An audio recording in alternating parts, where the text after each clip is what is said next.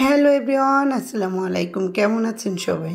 আলহামদুলিল্লাহ আমরা অনেক ভালো আছি। হঠাৎ করে এমন শীত পড়েছে যে রান্নাবান্না কোনো কিছু করতেই ভালো লাগে না, মনে হয় শুধু কম্বলের নিচে শুয়ে থাকি। তারপরেও আমাদের কিন্তু কোনো বিশ্রাম নেই, আমাদের রান্না করতেই হয়।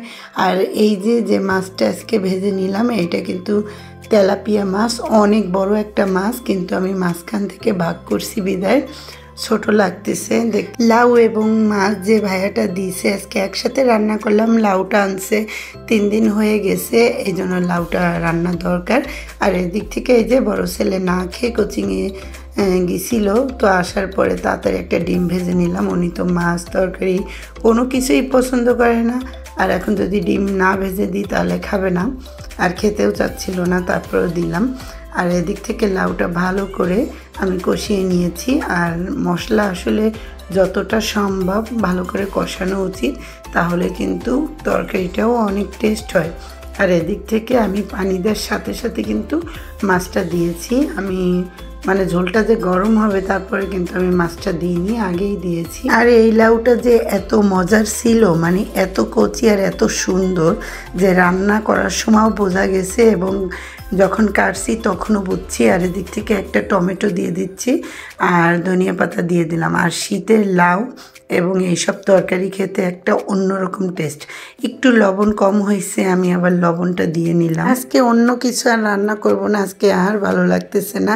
শীতের ভিতর আর লাউ খেতেই ভালো লাগবে, এই জন্য শুধু লাউয়ের তরকারি রান্না করলাম। ভাজিভুজি করার ইচ্ছা ছিল কিন্তু অনেকটা লেট হয়েছে, এই জন্য করিনি। আবার সন্ধ্যাবেলা কিন্তু আমার শুরু হয়ে যায় প্রতিদিন। সন্ধ্যাবেলা এই যে আলুর চপ বানাবো, অনেকক্ষণ ধরে তৈরি করে নিলাম।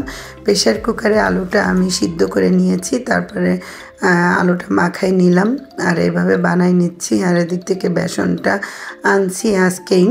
তো গরম গরম আলুর চপ কিন্তু অনেক মজা লাগে, যেহেতু শীতের সন্ধ্যা, কম্বলের নিচে বসে এগুলো খেতে কার কার ভালো লাগে। কিন্তু যদি কেউ তৈরি করে এনে দিত তাহলে কেমন হতো। আর 1 কাপ চা।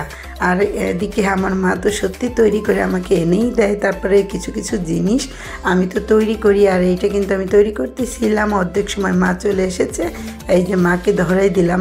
আর লাস্টে একটা ভিডিও নিছিলাম যে কত সুন্দর আলুর চপ হয়েছে, সেই ভিডিওটা আসলে ভালো হয়নি, মানে আর এভাবে কীভাবে যেন হয়েছে, এই জন্য আর এর সাথে অ্যাড করলাম না, একেবারে পচা দেখাবে।